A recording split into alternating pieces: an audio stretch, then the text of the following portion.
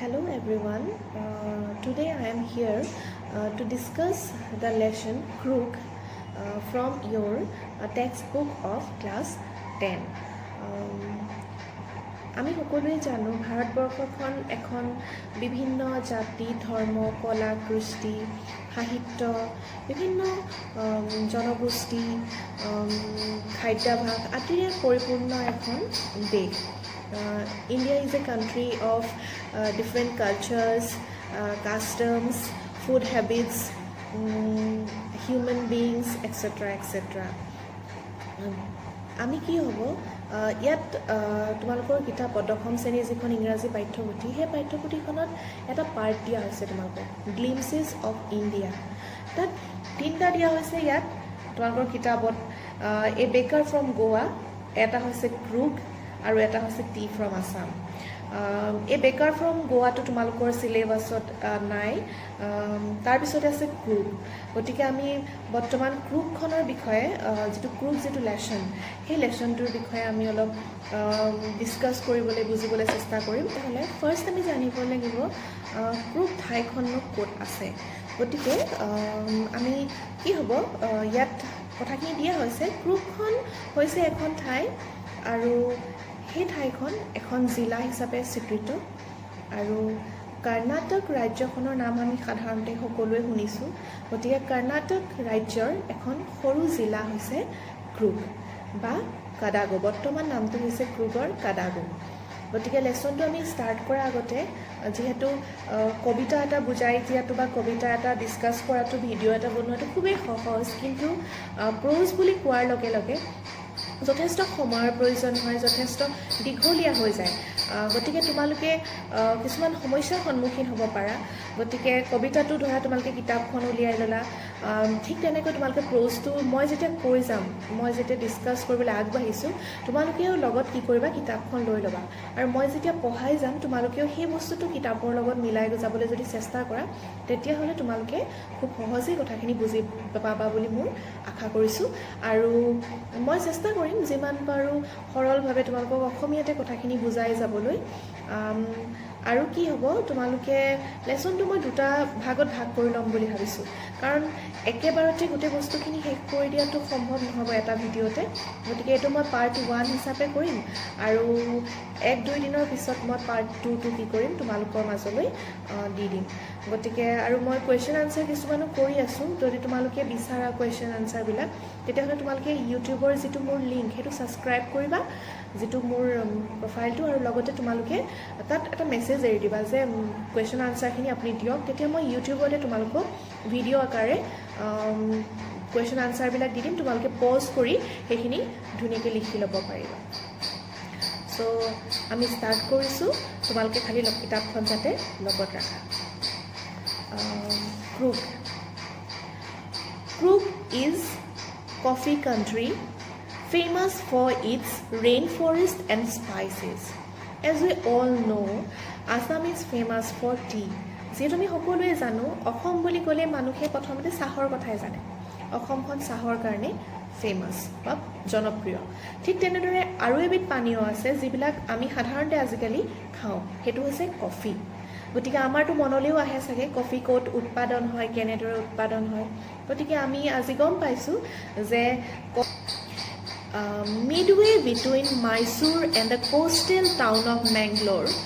it sits a piece of heaven that must have drifted from the kingdom of God. গতিকে প্ৰথমতে crook ঠাইখননো ক'ত আছে তাৰ বৰ্ণনা এটা আমাক দিবলৈ চেষ্টা কৰিছে মিডৱে হৈছে মানে মাজতে বিটুইন মাইচুৰ ঠাইখন আৰু মাইচুৰ হৈছে কৰ্ণাটকৰ ৰাজধানী গতিকে কৰ্ণাটকৰ ৰাজধানী মাইচুৰ বা আমি অসমীয়াত কওঁ মহীশূৰ আৰু মাইচুৰৰ মাজত and the coastal town of Mangalore আৰু মেংগলোৰ যিখন চিটি বা মেংগলোৰ যিখন চহৰ সেই চহৰখন আৰু মাইচুৰৰ মাজ ৰাস্তাতে কি হৈছে এই ক্ৰুক ঠাইখন অৱস্থিত চিটছ এ পিচ অফ হেভেন বুলি কৈছে আৰু ক্ৰুকখনক ঠাই বুলি ক'বলৈ বিচৰা নাই লেখকে ক'ব খুজিছে যে এইখন এখন পিচ অফ হেভেন যে স্বৰ্গৰ এটুকুৰা ঠাই বুলি আমি ক'ব পাৰোঁ that must have drifted from the kingdom of God আৰু তাক হয়তো মানে ক্ৰুক ঠাইখনক লেখকে কল্পনা কৰাৰ মতে হয়তো ভগৱানৰ ওচৰৰ পৰা কেনেবাকৈ লৈ আহি কি কৰা হৈছে আমাৰ ভাৰতৰ সেই ঠাইডোখৰত কি কৰা হৈছে ৰাখি দিয়া হৈছে This land of rolling hills is inhabited by a proud race of martial men, beautiful women, and wild creatures. আৰু এই ক্ৰুক যিখন ঠাই যিখন হিলৰ মানে হিল মানে ইয়াত তোমাৰ পাথৰৰ কথা বুজোৱা নাই ইয়াত বুজাইছে পাহাৰৰ কথা মানে এখন পাহাৰীয়া ঠাই ক্ৰুকখন যেনেকৈ আমাৰ অসমতো আছে কিছুমান ওচৰে পাজৰে পাহাৰীয়া ঠাই যেনেকৈ আমি মেঘালয়ৰ ফালে গ'লে বা অৰুণাচলৰ ফালে গ'লে আমি কিছুমান হিল ষ্টেচন বা পাহাৰীয়া অঞ্চল দেখিবলৈ পাওঁ তেনেকৈ মেংগলোৰ আৰু মাহিচুৰ বা মাইচুৰৰ মাজত কি আছে এখন পাহাৰীয়া হিল ষ্টেচন এটা আছে ইনহেবিটেড আৰু তাৰ বাসিন্দাসকল হৈছে by a proud race of martial men proud মানে আমি সকলোৱে জানো গৌৰৱ কৰা গৌৰৱান্বিত এখিনি মাৰ্চিয়েল মেন মানে হৈছে যুঁজাৰু পুৰুষ তেওঁলোকৰ মানে ক্ৰুকৰ মেক্সিমাম মানুহৰ যেনেকৈ আমাৰ অসমৰ বেছিভাগ মানুহে কি কৰে বুলি ক'লে আমি প্ৰথমে আনচাৰ দিম খেতিয়ক মানে ফাৰ্মাৰ কিন্তু ক্ৰুকৰ মানুহখিনিৰ কথা ক'বলৈ গ'লে আমি প্ৰথমতে ক'ব লাগিব দে আৰ মাৰ্চিয়েল মেন মানে তেওঁলোকে যুদ্ধ মানে ধৰা বিভিন্ন আৰ্মি নেভি তোমাৰ বাকী যিবিলাক আমাৰ থাকে আমাৰ যিবিলাক মানে সৈন্য বাহিনীৰ লগত জড়িত যিবিলাক চাকৰি বা যেনেকুৱা ধৰণৰ সেই মানুহখিনি তাৰ লগত জড়িত বিউটিফুল ওমেন আৰু ক্ৰুকৰ মহিলাসকল হেনো খুবেই ধুনীয়া বিউটিফুল ওমেন এণ্ড ৱাইল্ড ক্ৰিয়েচাৰ্ছ আৰু তাত বহুত বনৰীয়া কি পোৱা হয় জীৱ জন্তু পোৱা যায় Krug or Kadago, the smallest district of Karnataka, is home to evergreen rainforest, spices and coffee plantations. লেচনটোত প্ৰথমে কৈ অহা লাইনটো আকৌ এবাৰ কি কৰিছে আমাক বৰ্ণনা কৰিছে যে ক্ৰুগ অৰ কাদাগো হৈছে ক্ৰুগৰ আন এটা নাম মই ভিডিঅ'টোৰ আৰম্ভণিতে কৈ আহিছোঁ যে কাদাগো হৈছে ক্ৰুগৰ নতুন নাম the smallest district of Karnataka ৰাজ্যৰ এখন সৰু জিলা হৈছে ক্ৰুগ বা Kodagu is home to evergreen rain forest আৰু সেইটো হৈছে এনেকুৱা এখন ঘৰ য'ত কি পোৱা যায় বুলি কৈছে এভাৰগ্ৰীণ ৰেইন ফৰেষ্ট চিৰ সেউজীয়া বৰ্ষাৰণ্য পোৱা যায় স্পাইচেছ ক'লোৱেই মই মছলাজাতীয় গছ গছনি এণ্ড কফি প্লেণ্টেশ্যনছ আৰু ইয়াত কি কৰা হয় কফিৰ খেতি কৰা হয় evergreen rain forest cover 30% of this district আৰু এই যিটো চিৰ সেউজীয়া বৰ্ষাৰণ্যৰ কথা কোৱা হৈছে সেই বৰ্ষাৰণ্যটোৱে ক্ৰুগ জিলাখনৰ প্ৰায় 30% অঞ্চল কি কৰি আছে বিয়পি আছে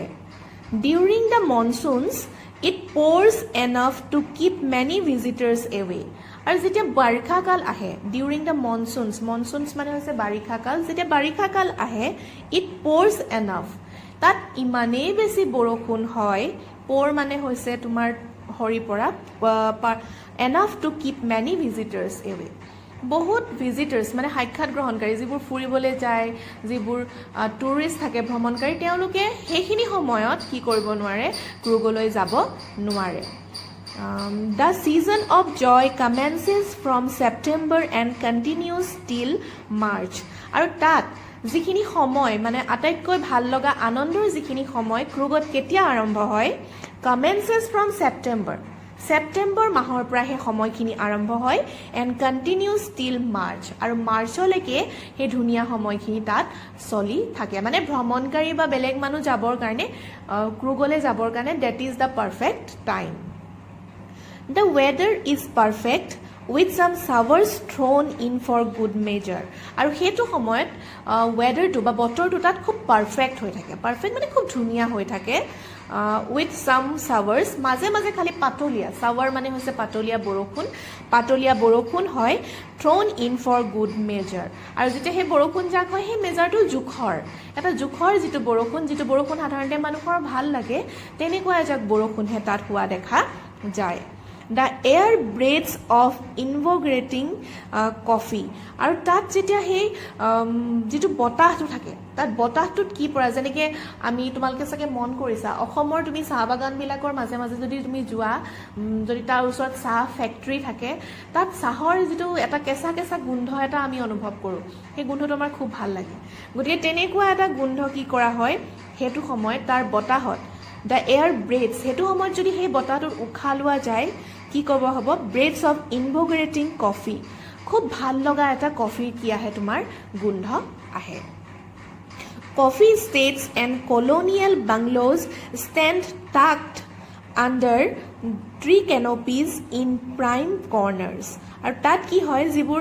ক্ৰুগৰ ধুনীয়া ধুনীয়া যিবোৰ চুক, মানে ঠাইখনৰ যিডোখৰ ধুনীয়া ধুনীয়া ঠাইখিনি, সেই ঠাইবিলাকত কফি ষ্টেটছ আৰু কলনিয়েল বাংলোজ, আৰু যিবিলাক কফিৰ কাৰণে আমাৰ যেনেকৈ চাহ বাগানৰ বাংলো থাকে, তেনেকৈ কফিৰ যিবিলাক ষ্টেটছ বাগানবিলাক, সেই বাগানবিলাকৰ লগত কিছুমান বাংলো কি হৈ থাকে, সংলগ্ন হৈ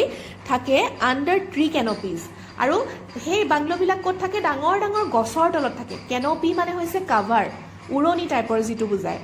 ইন প্ৰাইম কৰ্নাৰ্ছ, প্ৰাইম মানে হৈছে বেষ্ট, মানে এনেকুৱা এনেকুৱা লোকেশ্যন, এনেকুৱা এনেকুৱা ধুনীয়া ঠাইত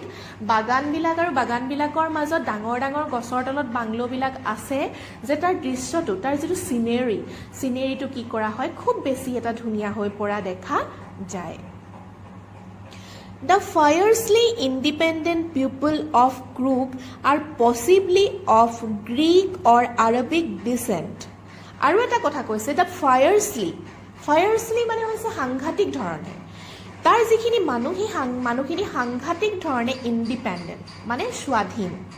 তেওঁলোকে কাৰো ওপৰতে কোনো কাৰণতে সাধাৰণতে তেওঁলোকে কি নকৰে, নিৰ্ভৰ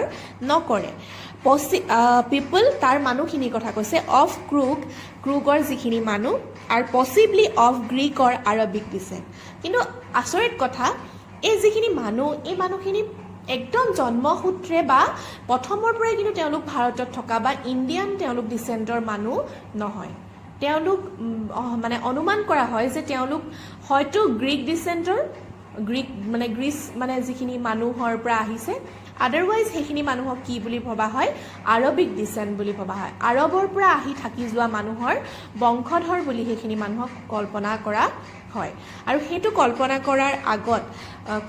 দুটামান কাৰণ আছে, আৰু সেই কাৰণকেইটা তোমালোকে কি কৰিবলৈ পাবা, ইয়াত এতিয়া লাহেকৈ জানিবলৈ পাবা। As one story goes,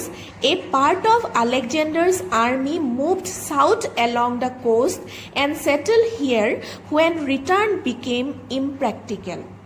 আৰু কাহিনীটো এনেধৰণে আৰম্ভ হৈছে যে এই পাৰ্ট অফ আলেকজেণ্ডাৰ্ছ আৰ্মি, আমি জানো, যিহেতু চবেই জানো, গ্ৰীচৰ এজন ফেমাছ যোদ্ধা বা এজন ৱেৰিয়ৰ আছিলে, তেওঁৰ নামটো আছিলে আলেকজেণ্ডাৰ। আৰু আলেকজেণ্ডাৰে বিভিন্ন সময়ত পৃথিৱীৰ বিভিন্ন দেশবিলাক কি কৰিছিলে, জয় কৰি ফুৰিছিলে। আৰু এটা সময়ত তেওঁলোক আহি ভাৰততো উপস্থিত হৈছিলে। আৰু তেওঁলোক যেতিয়া ভাৰতত আছিলে, তেতিয়া তেওঁলোকে কি কৰিছিলে, তেওঁলোকে কোষ্ট, সাগৰৰ পাৰে পাৰে কি কৰিছিলে, তেওঁলোকে ঘূৰি ফুৰিছিলে। আৰু ঘূৰি ফুৰোঁতে তেওঁলোকে ক্ৰুগৰ এই ঠাইখিনিতে তেওঁলোক থাকি যাব লগা হ'ল, কাৰণ তেওঁলোকৰ বাবে ঘূৰি যোৱাটো কি হৈ পৰিলে, অসম্ভৱ হৈ পৰিলে, ইমপ্ৰেক্টিকেল, তাৰমানে এইটো বাস্তৱিক হৈ নাথাকিলে। আৰু তেওঁলোকে মানে ঘূৰি যাম বুলি ভবাটো তেওঁলোকৰ। These people married amongst the locals and their culture is apparent in the martial traditions, marriage and religious rites which are distinct from the Hindu mainstream. আৰু কি হ'ল, তেওঁলোকৰ এই যে কোৱা হৈছে যে তেওঁলোক হয়তো গ্ৰীকৰ মানুহখিনিৰ লগত আহি থাকি গৈছিলে নেকি বুলি, তাৰপিছত কি হ'ল, তেওঁলোকে যেতিয়া ঘূৰি যাব নোৱাৰিলে, দিছ পিপল মেৰিড এমংছ দ্য লোকেলছ, তাত যিবিলাক ওচৰে পাজৰে যিখিনি লোকেল বা স্থানীয় মানুহ আছিলে, তেওঁলোকে তাৰ মাজতে কি কৰা হ'ল, বিবাহ সূত্ৰে তেওঁলোক বান্ধ খালে। এণ্ড দেয়াৰ কালচাৰ ইজ এপাৰেণ্ট, কিন্তু তথাপিও তেওঁলোকৰ যিটো কালচাৰ, যিটো সংস্কৃতি, সেইটো কি হৈ থাকিলে, এপাৰেণ্ট হৈ থাকিলে, এতিয়াও স্পষ্ট হৈ থাকিলে ইন দ্য মাৰ্চিয়েল ট্ৰেডিশ্যনছ। সিহঁতৰ যিটো যুদ্ধ কৰিবলৈ যাওঁতে সিহঁতৰ যিখিনি ট্ৰেডিশ্যনছ ফ'ল' কৰে বা যিখিনি পৰম্পৰা সিহঁতি মানে, সেই পৰম্পৰাখিনিৰ মাজত এতিয়াও সেই বস্তুখিনি কি হৈ থাকিলে, স্পষ্ট হৈ থাকিলে। মেৰেজত, তেওঁলোকৰ বিয়াবিলাকতো সেই বস্তুবিলাক ধৰিব পাৰি যে তেওঁলোক আমাৰ কমপ্লিটলি হিন্দু বা আমাৰ কমপ্লিটলি ইণ্ডিয়ান যিটো মেইন ষ্ট্ৰীম, সেই মেইন ষ্ট্ৰীমটোৰ পৰা যে অহা নাই, সেই বস্তুটো তেওঁলোকৰ বিভিন্ন ট্ৰেডিশ্যনবিলাক যেতিয়া তেওঁলোকে যুদ্ধৰ ক্ষেত্ৰত যিখিনি ট্ৰেডিশ্যন ফ'ল' কৰে বা তেওঁলোকে যিখিনি তোমাৰ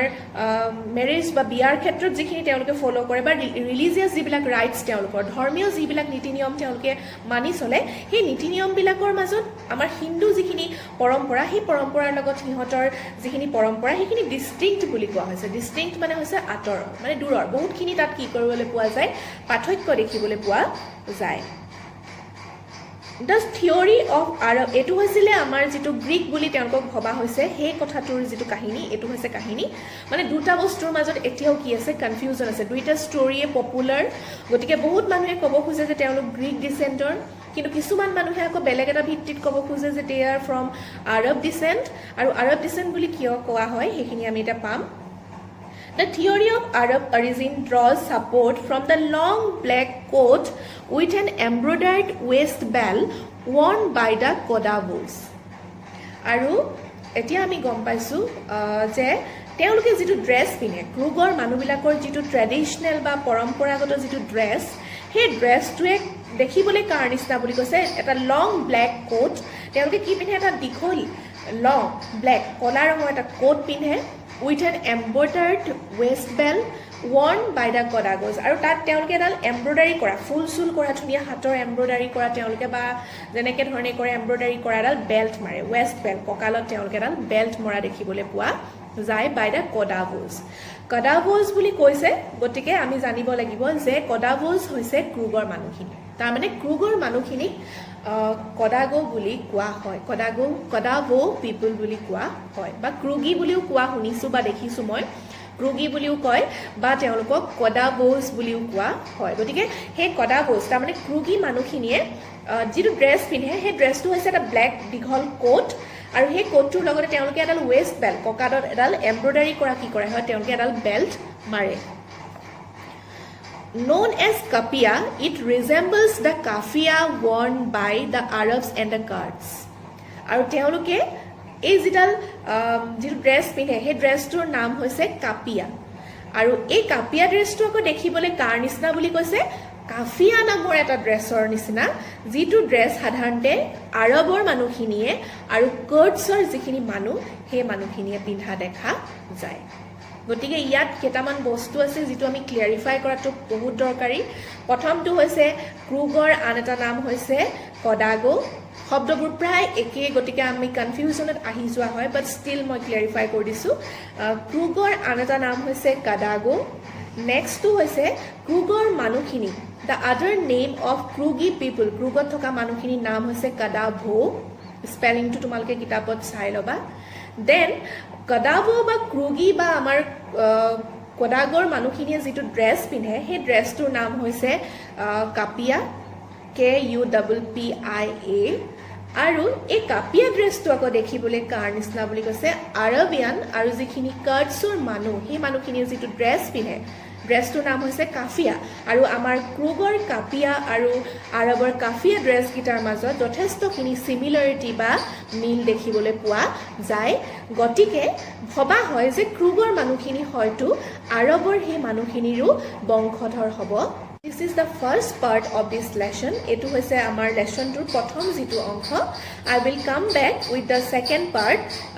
in my next video. Thank you.